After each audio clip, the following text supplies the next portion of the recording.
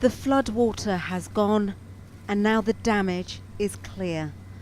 Piles of debris in the sand. Just days ago, these were people's homes.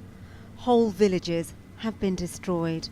We saw stretches and stretches like this all across this island. We flew in on one of the only flights to reach Lebo in days. Torrential rain has meant it's been cut off. The airport terminal isn't much, just enough to cover the boxes of aid that have been brought in. The government is sensitive about journalists being here. There are around 2,000 people who came here for safety from the north of the country because of attacks by Islamist extremists. They lost their homes. Now once again, they have no place to stay.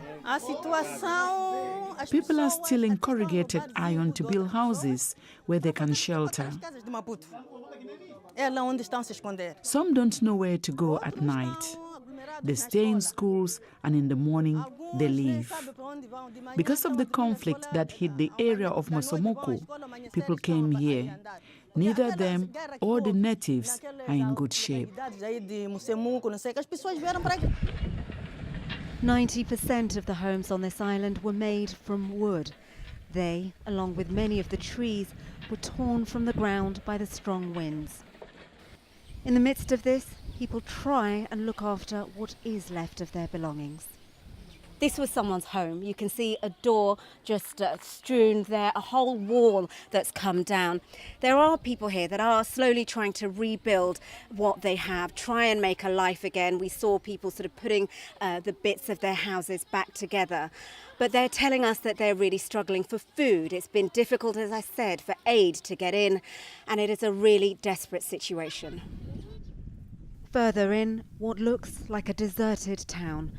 The impact of the wind and rain clear to see.